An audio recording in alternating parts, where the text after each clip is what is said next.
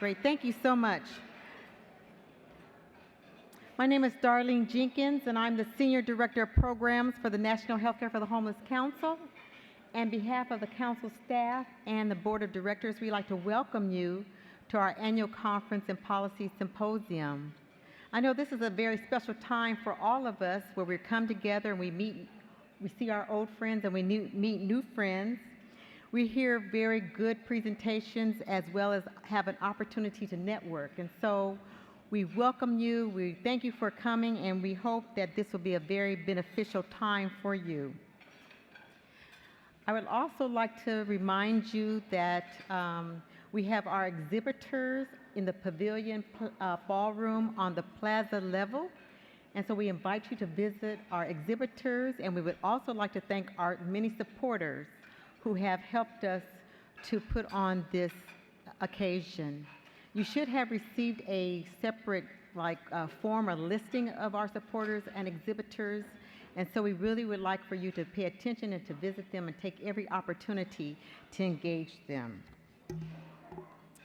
Now that I have that out of the way, I have the opportunity to introduce our keynote speaker.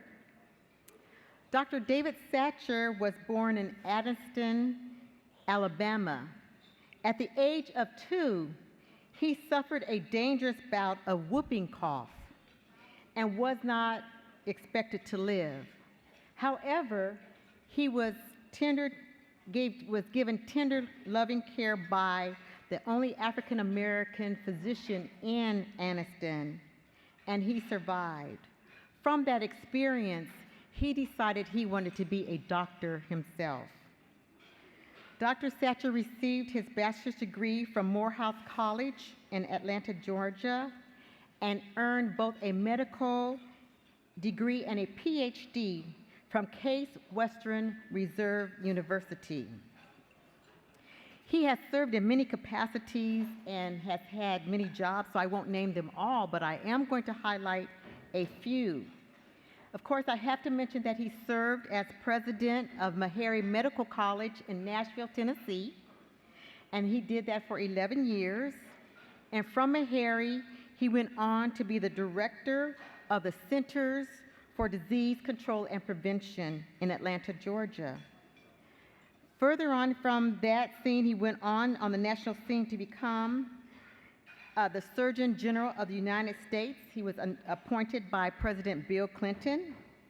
During his time as Surgeon General, Dr. Satcher also served as the Assistant Secretary of Health in the Department of Health and Human Services. He is the only second person in history to serve in both capacities simultaneously. As Surgeon General, Dr. Satcher released the first ever Surgeon General's reports on mental health, oral health, sexual health, and overweight and obesity. And these are all issues that we care about. As Assistant Secretary for Health, he led the development of Healthy People 2010, where the goal of eliminating disparities in health was first articulated. He also served on the World Health Organization Commission of the Social Determinants of Health. Currently, Dr. Satcher is the founding director and senior advisor of the Satcher Health Leadership Institute, established in 2006 at the Morehouse School of Medicine. The Institute's mission is threefold. 1, to develop public health leaders. 2, to foster and support leadership strategies and influence. And 3, influence policy to eliminate racial and ethnic disparities of health. Dr. Satcher has received over 50 honorary degrees and numerous leadership awards. And I know for the last 20 years, every chance that I have had an opportunity to hear him speak, I've done so. A few years back, I was at the American Public Health Association meeting, and as I was sitting in a session, and like any good conference goer does, While you're in one session, you look through the program book to figure out where you're going to go next. And at APHA, their program book is thick. It's like almost like a Bible, like your grandmother's Bible that sits on the coffee table. So I was sitting in the session, and I was going through the book, and I was looking at this another session I was going to attend, and my eyes just happened to glance the name David Satcher, and I said, "Oh my goodness, Dr. Satcher!" And so I got up and I ran out the room, and the fate was the session that I was in and the session where he was presenting on health disparities was on the other end of the conference center. So I got up and I ran from one end of the conference center to the other end of the conference center, and you can imagine once I got there, what happened. The room was full. I mean, it was packed. And so I'm vertically challenged, and so I couldn't see anything. I'm not like Matt Bennett, our friend Matt. You know, Matt could have just stood there and just looked across the crowd. But I couldn't see anything. I looked around for a chair, and I couldn't find a chair, and so I said, okay, where there's a will, there's a way. So I got down real low, and I started just walking through the crowd. Excuse me, pardon me, excuse me, thank you, excuse me, pardon me, coming through, thank you. And so finally, when I stood up, I was in the middle of the room. I had maneuvered my way all through the crowd, and when I got to the middle of the room, I just sat down. And there I was able to hear Dr. Satcher just give pearls of wisdom. He's full of knowledge, and I know that today you'll be very, very inspired and challenged with the words that he has. He wanted to do a Q&A, so we're going to try to get that in, but we are on a time schedule. But just so that you know, as Surgeon General, Dr. Satcher was known as the listening and responding Surgeon General. So he wanted to keep that vein, but we'll see how time goes. But at this time, I would like to present to you Dr. David Satcher.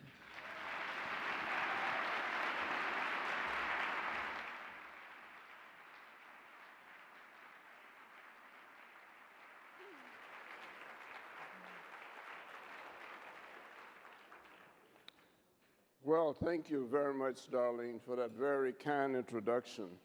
Now, if you see Darlene sneaking out, you know she's spotted some other speaker. I'm seriously very honored to be here, and want to pay special tribute to John Dozier, whom I met, over 30 years ago in Nashville when I was president of Maharian, to really commend you, John, for your outstanding work in leading this organization. That's why we're all here today, because leadership matters, right? And his leadership has mattered.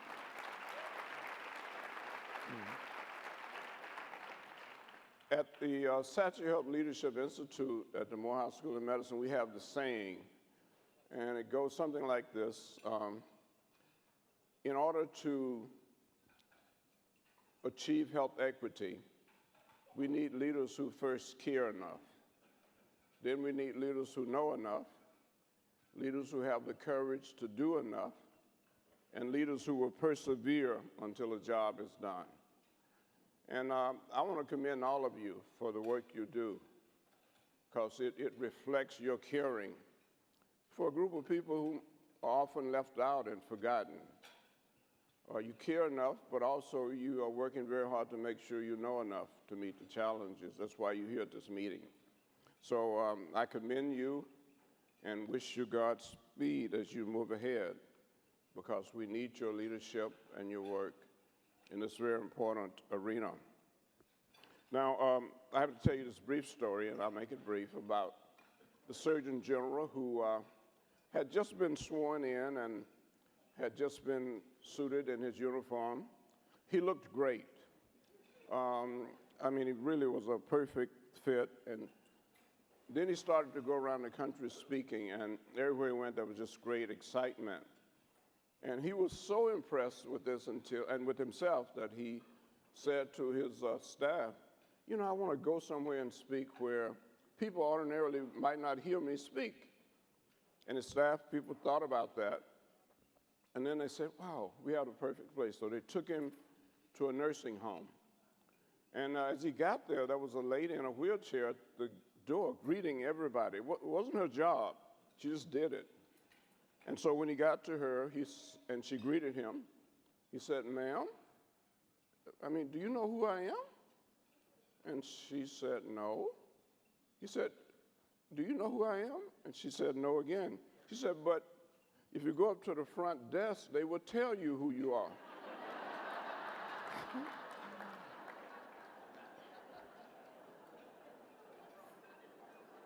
Well,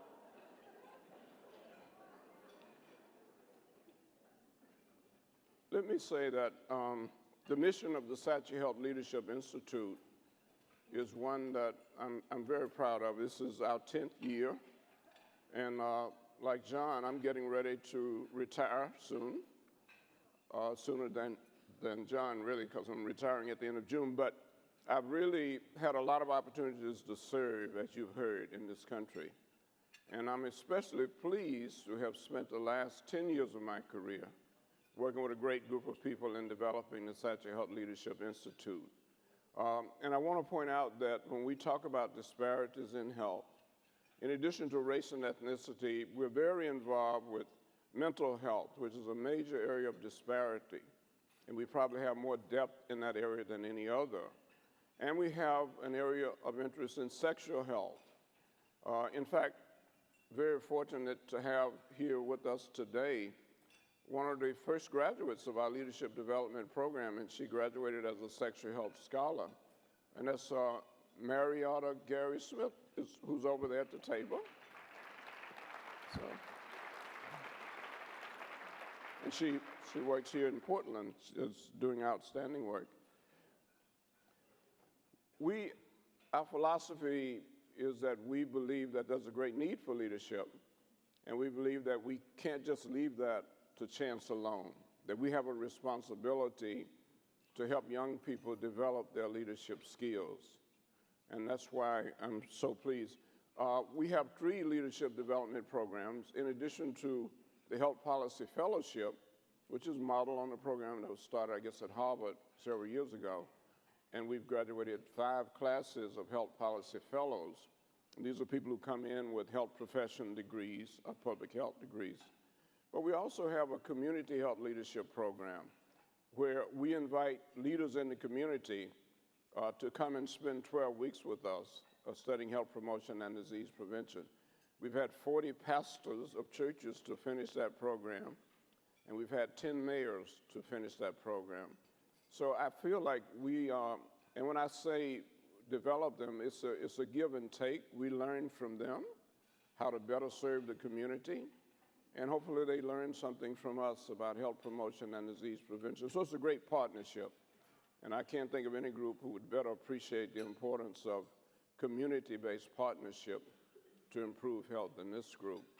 Now, the third program, which is really my favorite, is a quality parenting program, which we started 7 years ago. We take about 100 parents a year, and the focus of that program is early child development, 0 to 5. And all about, as you know, communicating with the child early, starting in utero, really. It's about avoiding toxins like tobacco and alcohol during pregnancy. So that program has gone well. 80% of our students are single parents, and that reflects our community. We measure the impact of the program on the child's development and on the parents.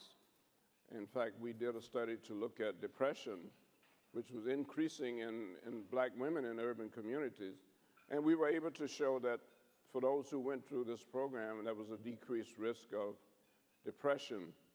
But because we were willing to measure the impact of what we were doing, NIH has now funded us to replicate that program in 12 states. So we believe leadership is important, and I believe that probably the most important leaders in our society are the parents. And they just need help from us, sometimes when they're living in communities, very difficult environments, violence and poverty. But with some help, sometimes they can do great things. Well, as you know, as Surgeon General, I had the opportunity to release several reports. And the ones that stand out and the ones that I get invited to talk about most are the ones that were the first ever reports in that area, like mental health and oral health and sexual health. The suicide prevention report that came out in '98. So these are all reports that we were able to release that I think have made a difference and are making a difference, I think, throughout the world. I want to reflect just a minute, because I know that you encounter this every day. I want to reflect just a minute on mental health, which was one of the first reports that we released. And you know, there were 3 supplements to that report, one dealing with children's mental health, and one dealing with culture, race, and ethnicity, and the last one on mental retardation.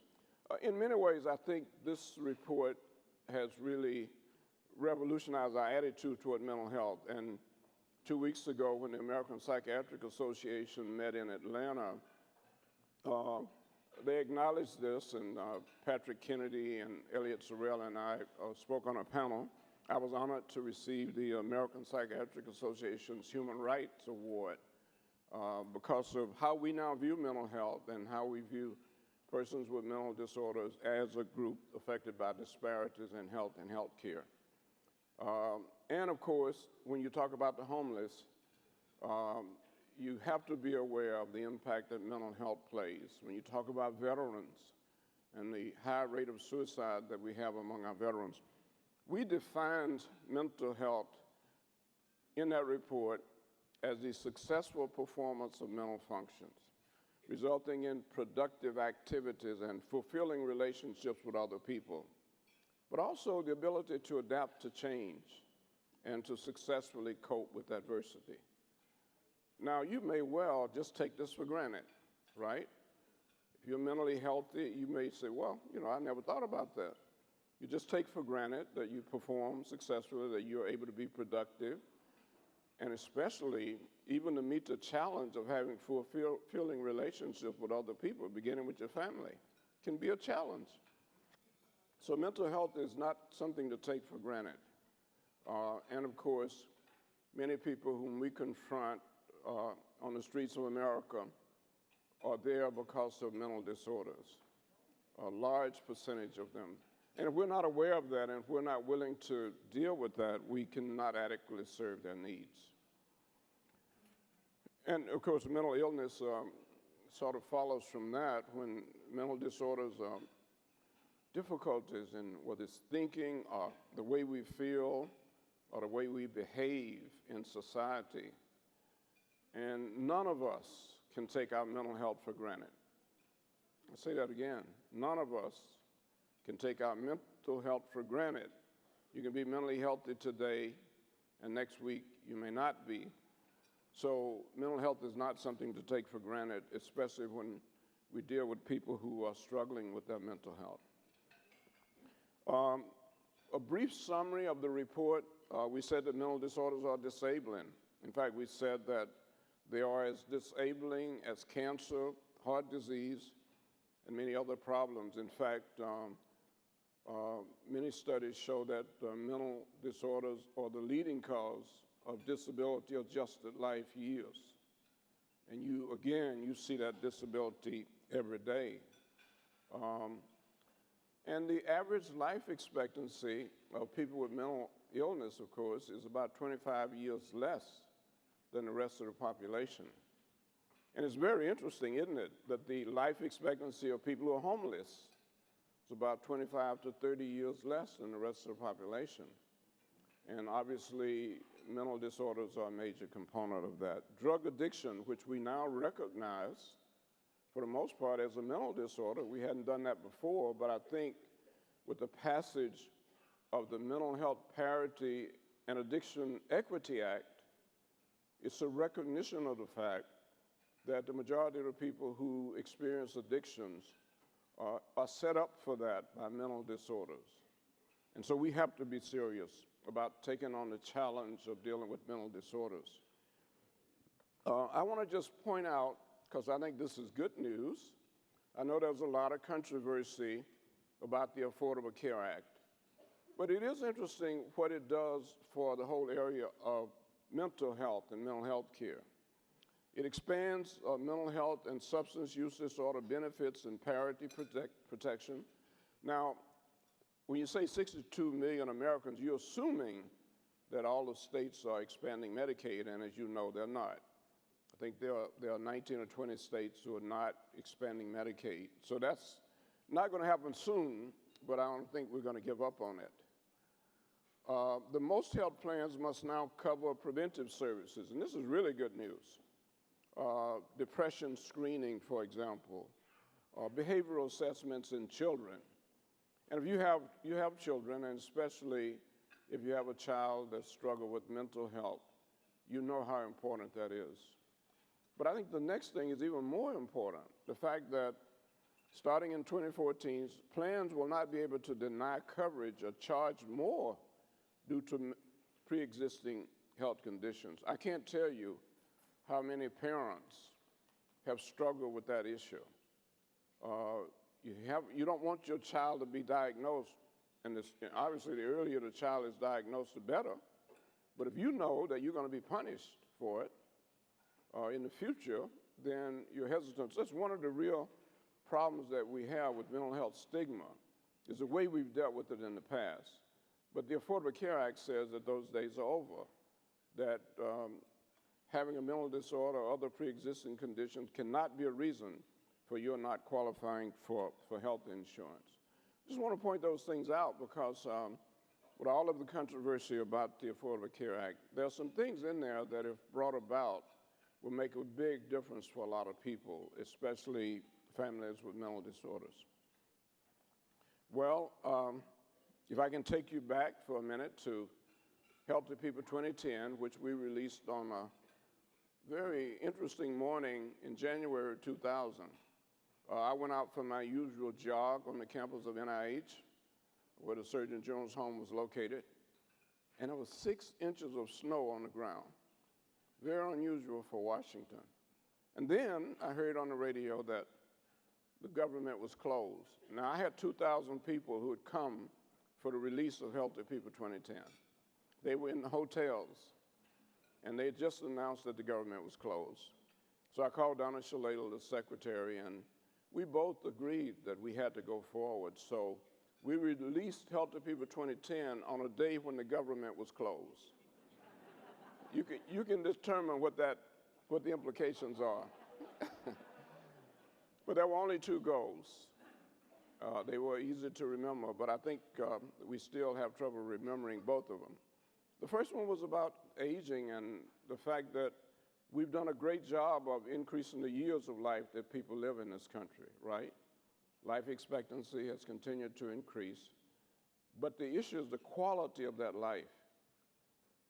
When almost 50% of the people in this country over 80 years of age are incapacitated, mentally, physically, or both, then we've got to be concerned about that. We've got to do better. And if you have parents or other loved ones who are disabled, you know what I mean. There are millions of Americans, probably almost 20 million now, who are full-time caretakers for parents or other loved ones who are disabled by Alzheimer's or Parkinson's or some other disease. And only 10% of Americans really can afford long-term care insurance. It means that it becomes a burden for the family. And that's the last thing that older people want, but that's what happens. So together, we've got to deal with that problem and be concerned about the quality of life and not just the years. The second goal, as you've heard, was the pronouncement of a determination to eliminate disparities in health. And we expanded that beyond racial and ethnic, as we should, to other areas such as mental health and sexual health. And I don't need to discuss this diagram, which we debated about so much, but basically, you're familiar with the determinants of health. Now, I served on the World Health Organization's Commission on Social Determinants of Health for 4 years, and in January 2009, the World Health Organization released that report on social determinants of health. And I don't know if you are aware of the significance of that. I just spilled water, but hopefully nobody will get wet. Well, the significance of the recognition of the importance of social determinants of health. It's like a revolution in medicine and healthcare. And when you talk about improving the quality of the care of the homeless, one of the most important things is to realize how we've got to incorporate attention to social determinants of health, or if we're going to be successful. There are many young physicians who ask me, well, Dr. Satcher, I'm a doctor. How can I deal with the social determinants of health? Well, the fact of the matter is we've got to find the right partnerships. We've got to deal with the social determinants of health. You probably know that better than any group of doctors and nurses and social workers and others in the country. Homelessness is about the social determinants of health. I mean, being unhealthy can lead to homelessness, right? Being homeless can lead to a deterioration of health. Social determinants are prominent. But social determinants are factors in all of our health. Our income, our education make a difference in how healthy we're going to be. Somebody has said your zip code is actually more important than your genetic code when it comes to your health. Think about it. But we hadn't thought about, we hadn't seen the social determinants of health as being a part of the responsibility of health providers. But one thing we know, and you certainly know from your work, that you can only do that if you have the right partnerships. And ultimately, you've got to impact policy, right? You've got to have a way of impacting policies. So this is what we said. We said that the social determinants of health are the conditions in which people are born, grow, live, work, and age, these conditions.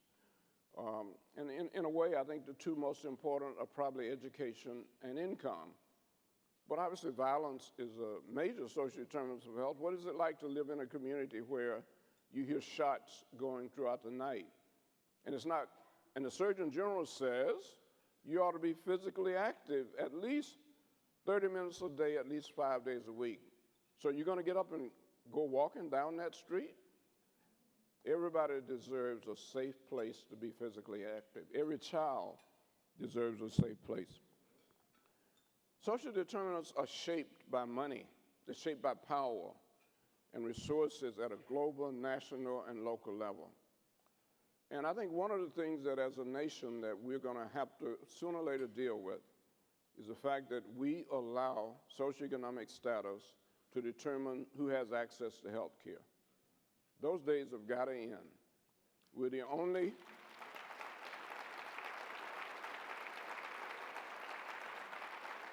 health outcomes should not be determined by, how much money you make. There's something, health is as important as education, and we ought to invest in it for the good of our future as a nation. Well, 3 principles of action that we came up with in our report, and I'm sure you have dealt with. If we're going to impact the social determinants of health, we need to impact the conditions of daily life, those circumstances in which people are born, grow. We need to tackle the inequitable distribution of power, money, and resources, the structural drivers of those conditions, and that includes mental health, by the way. Because the people out there on the street didn't grow up thinking, I'm going to end up living on the street, right? And by the way, in the homeless clinic that we work in Atlanta, 60% of the patients that we see are veterans. 60%. 22 veterans commit suicide every day in this country.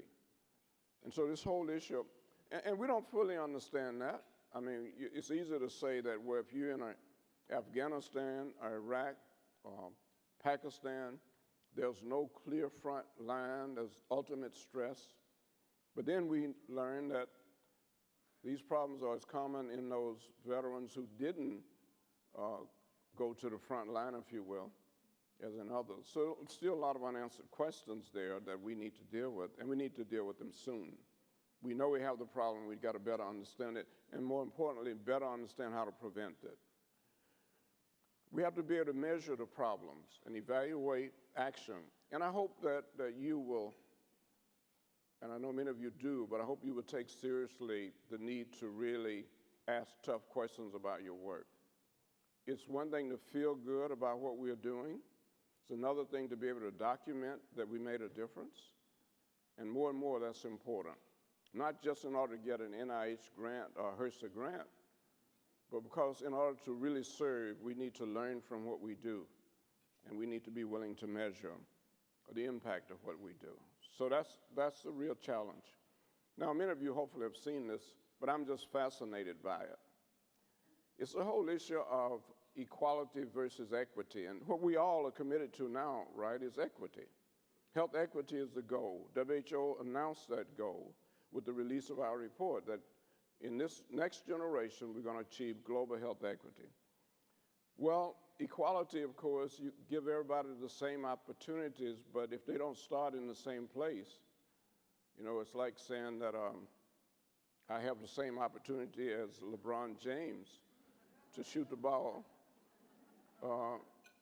But the fact of the matter is, probably not the best example, but I think equity says that we want to make sure, as our president at Morehouse School of Medicine says, we want to make sure that people have what they need when they need it in order to be healthy. We want to make sure that people have what they need when they need it in order to be healthy. That's the challenge of health equity. Well, so then how did that affect Healthy People 2020, which was released in 2010? Well, it's interesting. If you read that, you can see that integrated throughout those goals, the concept of health equity and the concept of social determinants of health, right? It's not just a matter of committing to health equity, but creating the social and physical environments that promote good health for all and promoting quality of life, getting back to the problem with the elderly and the growing problem in terms of disability. So from 2010 to 2020, and I think those 10-year goals really one of the best things that we've ever done because it commits us to measuring what we do in public health. And so Healthy People 2020 integrates the social determinants of health. I'm going to close. Let me just say, some of you I know are familiar with McKinley's model, right? It says that when we intervene in the lives of people and communities, we have three levels of intervention. We can intervene downstream, and we do that every day. We see patients, we take care of individuals, we educate individuals. It's downstream interactions. Or we can intervene in the community. We ought to be concerned if the schools are not requiring physical education K through 12. If children are living in communities where they're not safe to be physically active. If people on the street who are homeless for many different reasons, if they don't have access to health care, quality health care, we ought to be concerned. If there's an environment in the community, whether it's violence or access or what have you, we ought to be concerned. And then upstream, ultimately, if you're going to change the social determinants of health, if you're going to impact them, you're going to have to get involved in health policy. And I know I saw that you had HRSA here today and people who are responsible for policy at that level. You got to change policy. You got to have health reform. You got to keep doing things that are going to create a different kind of environment. Whatever the policies are that lead to so many people being homeless, we got to find how to impact those policies. I'll close with this favorite story of mine, and many of you have heard it, but it's about a man who was traveling across the country in a hot air balloon, and he realized he had no idea where he was. So he decided to lower the balloon to see if he could recognize some landmarks. He lowered the balloon, didn't see anything he recognized, so he kept lowering it. And then he saw a man working in the field below. So he yells out, "Where am I?" And the man stopped digging in his field and looked up and said, "Well, you're in a hot air balloon about 30 feet above ground." Well, the man in the balloon said, "Are you a scientist? Do you work in science?" And the man on the ground said, "My goodness, I am. I'm an outstanding scientist, but how did you know that?" And the man in the balloon said, "I knew that because while what you've told me is technically correct, it is of absolutely no use to me right now. None. Well, wait. So, yeah, the man on the ground said, well, you sound like one of those policymakers from Washington or somewhere. And the man in the balloon said, but I am a policymaker, but how could you have known that way out here? And the man on the ground said, I knew that because you're in the same position you were when we met. You don't know where you are, you don't know where you're going, and now you're blaming me.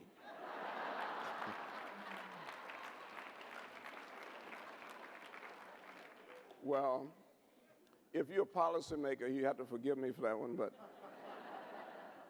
but seriously, upstream, we all have to impact policy. And that's one thing you do by measuring what you do, right? If you're able to say, because we did this, this happened, and to say that in front of policymakers, you can help shape policies that may well change the condition of our streets and communities and of the people we serve. But we need to be willing to measure that. I won't dwell on the Surgeon General's prescription, but that's the motto of the Satcher Health Leadership Institute, and I hope that it's part of what you believe, that in order to eliminate disparities in health, we need leaders. We need leaders who care enough, who know enough, will do enough, and leaders who will persist until the job is done. Godspeed. Thank you.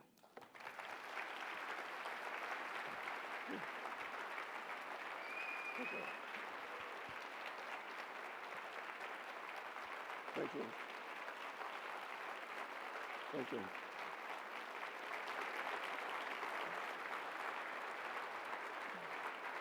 You don't have to.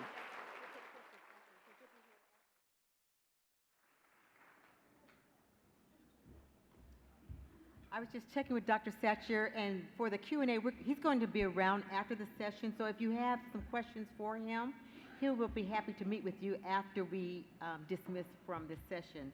But we're going to move now into our award ceremony time, and I want to introduce you to Joseph Benson. Here's Joseph, and he is going to introduce the recipient of the Ellen Dailey Award. There's two recipients, actually, for the Ellen Dailey Award. Thank you.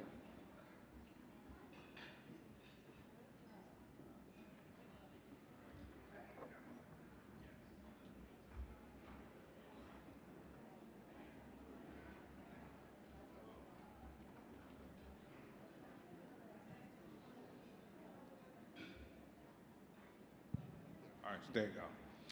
Good afternoon. My name is Joseph Benson. I'm the outgoing chair of the National Consumer Advisory Board, and I have the honor today to give the Ellen Dailey Award to two individuals that really deserve it. One is Joanne. She's from Boston. She knew Ellen. All right, yes.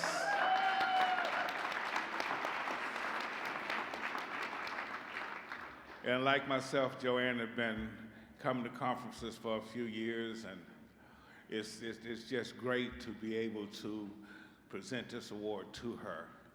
And the other person that we're going to do is Art, and he's from Portland.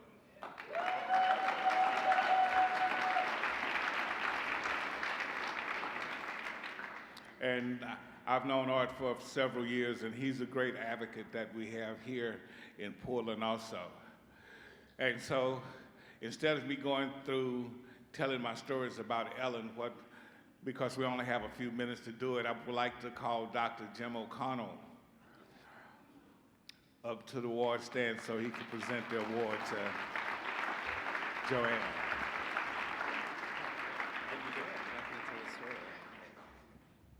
Well, thank you, Joseph, and it is a huge honor to do this.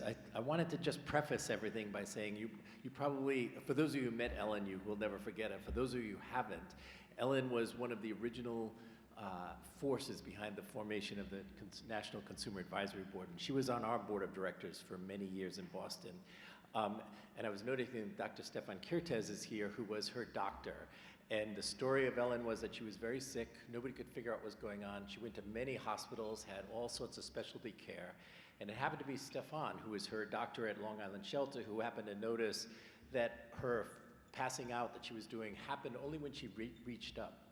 And he was smart enough to know that that was because there was a little nodule in her thyroid that was compressing her carotid artery. And everybody, I think, in Boston, the Boston medical community, was so impressed that the doctor watching her in the shelter was able to do what you could not do with all the tests in the hospital. And ever since then, Ellen, one, was completely devoted to Stefan. But then she became this fierce advocate and a member of our board. As we like to say, she used to hire and fire us routinely. And she would do things like she would speak truth to power no matter who you were. And, I mean, I can give you stories of that. But Ellen, we lost several years ago, about a week after this meeting, and it was a devastating loss for all of us. But we have been thrilled that this award has been named in her honor. And this year, it's particularly wonderful to give the award to Joanne. And just to give you I know I only have a minute, but I want to tell you about Joanne really quickly. She has ascended in our board, is on our board of directors, part of our consumer advisory board. But what is really touching for me, and I get to witness once every year, at Harvard Medical School, they have an orientation every year for the new students. And they do what's called the white coat ceremony. And that's the first thing they do at the end of orientation. And then everybody has to march into the Brigham and Women's Hospital. And in this big amphitheater, they all sit and have their first clinical experience. And they have usually one of the amazingly talented surgeons who has done remarkable things saving people's lives will introduce someone who they've saved their lives to, and they will tell the students about that. And then for the past many years, Joanne is the next person who comes up and complements that by telling her story of living on the streets and telling really the story of the social determinants of health that Dr. Satcher just told. And you can hear a pin drop as you look up at this amphitheater. It's a sea of fresh white coats. And at the end of every one of those sessions, Ellen gets a standing ovation. And at graduation, where I was a few days ago of medical school, the fourth year class always points out how powerful that experience was and how it affected everything they're doing. So I just wanted to give you that background because Joanne would never tell you about that. What you do know about Joanne is that she's involved in everything. She's written this fabulous book on how to cope with housing when you first move in. I hope everybody gets a copy of that. She has been involved in just about everything we have. Dr. Jesse Gaeta in our program has just started this kind of an observation unit for people who are very heavily sedated. And Joanne is our board member who's there every day helping people out. So she's just remarkable in every which way.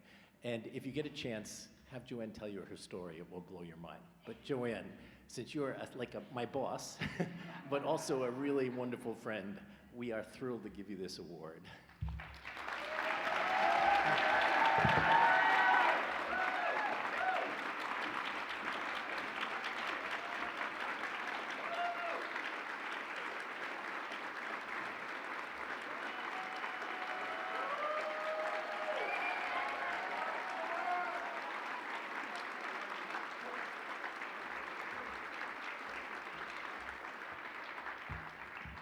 Oh my God, you all know I love to talk and I can't. They will only give me a minute. But anyway, I'm not going to talk about me. I am going to talk about Ellen. I think a lot of people that are new coming around didn't really know Ellen, and I didn't know her that well either, except she looked 9 feet tall when I first met her. And she looked at me and had something for me to do. And I said, oh God, who is this woman? Actually, I said, who is this broad, is what I really said.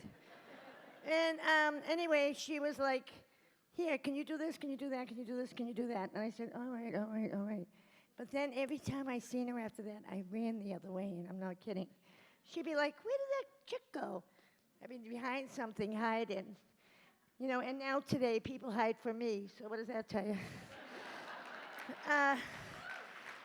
But she was a gift. She was a force, as Jim just said. And I wish she was alive today because when she came here, there was only 25 consumers. What is there, 900 now? She's like excited. She's clapping her hands up there, going crazy at this point. She's probably telling me to say something that I can't hear her, but probably another blessing. But anyway, I wanted to share that story because I think she really was a gift and a force. And I made a brochure for her, and of course, I forgot it. I left them all at home, and I apologize. But next year, I'll bring them. And I just want to thank everybody. I got to go, I know, because they don't want me to talk much. But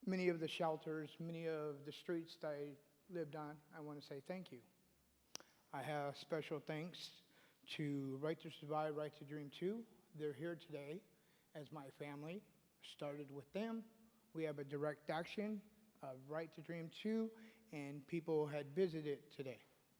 Other special thanks really goes to one person, and that's my mom, that showed me passion of another human being. Man, woman, child, animal, dog, cat, whatever love that you have for one another, we're all human beings. We're not really numbers, but as we look at it, we're still in numbers, but we're still a human being. We think with our mind, our heart and our gut will send us into the right direction. I have my two sons here today, my son Junior and Joe.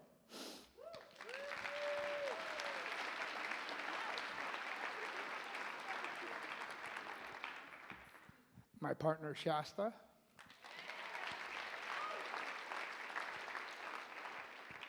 I have some of my House Service Advisory Council members here as well. And that's some of the biggest support that I have. It's like Gary said, you know, we become a mentor for one another, but remember, you get to learn a lot of things from those folks as well.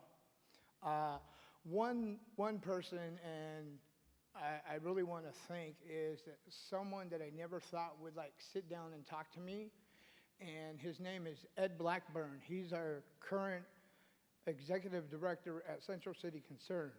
He has taught me a lot of different things that I have not been able to understand, but he's became a highly recommended mentor for myself. And if you have a chance and you see him, talk to him. He really knows his stuff out here. And he's given me an opportunity to sit on our board of directors and actually make a difference from someone who's experienced homelessness and a consumer in our clinic. But once again, I'd like to say thank you. And my Ellen Dailey is that I met her 10 years ago when they were in Portland. I met her at Powell's bookstore. She was looking for a certain book. I found it for her. And she talked to me about this conference. Didn't know.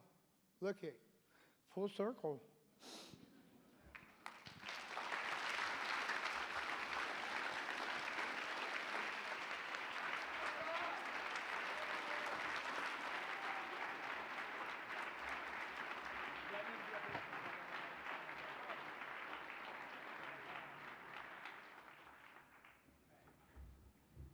Great, thank you. We're now going to have the Medical Respite Award as soon as we get through with the photograph. I'm going to introduce. Okay, great, thank you. We're going to introduce Dr. Jessie Gady, who will now do the Medical Respite Award. Thank you.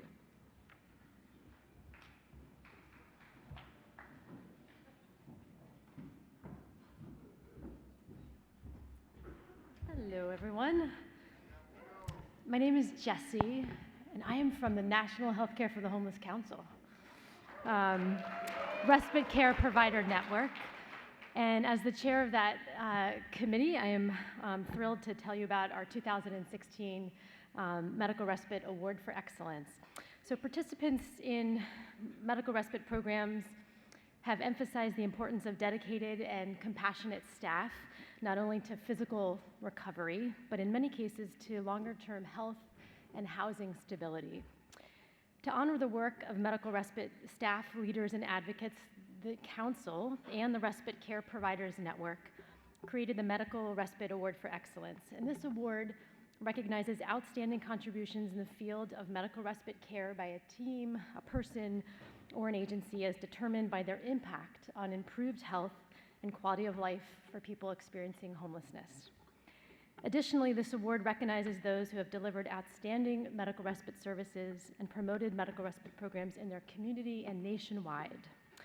We're so pleased to announce that this year's recipient of the Medical Respite Award for Excellence is Dr. Michelle Schneidermann. Woohoo!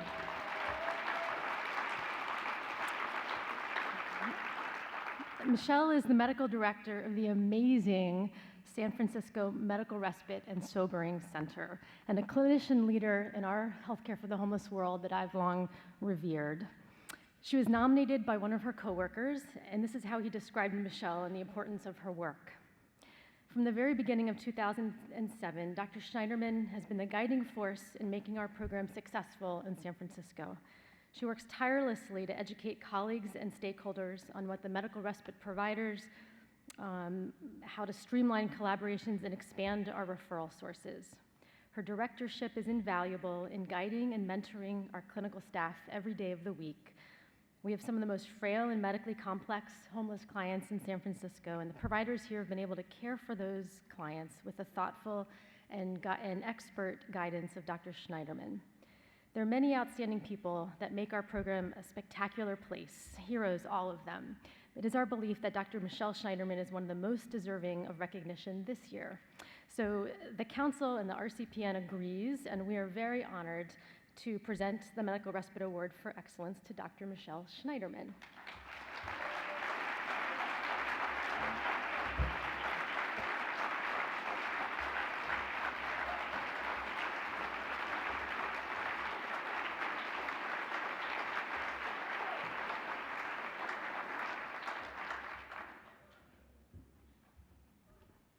Hi.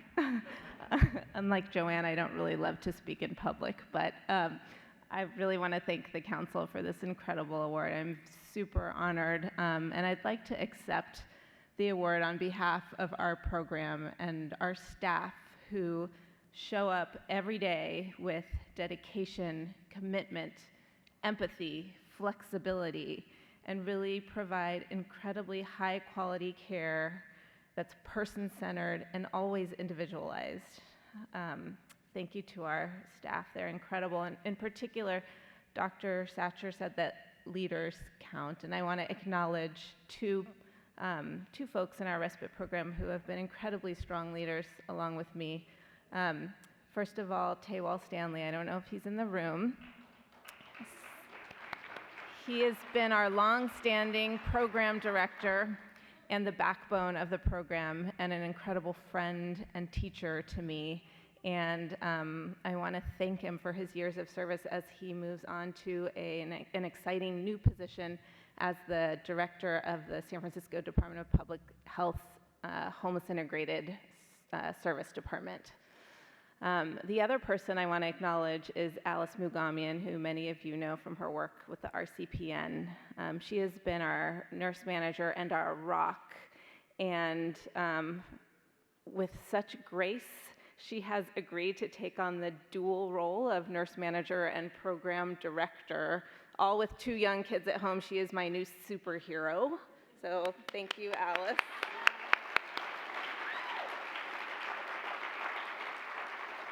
And I just want to end by saying I'm so incredibly proud of the 45-bed program that we've built in San Francisco. And at the same time, when we did a recent community needs assessment, we found that there are a minimum of 150 people experiencing homelessness discharged from San Francisco hospitals every month. There are probably that many people discharged from emergency departments as well, and those people, the majority of those folks are going to the streets and to shelter. There are also countless number of people for whom medical treatments and surgeries are withheld because they don't have a safe place to be. And although I appreciate so much our 45-bed facility, it's not enough. It's not meeting the need. And our work going forward is to continue to advocate for more services so that anybody who is experiencing suffering from an acute illness or trying to stabilize a chronic illness can recuperate in a safe, healing environment. Thank you all very much.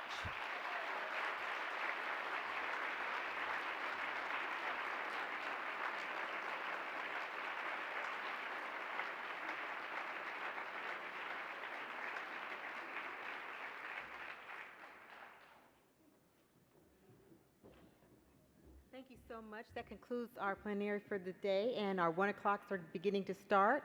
Again, if you'd like to have questions with Dr. Satcher, please do so. He's over to my left and your right in the front at table 1. Thank you so much.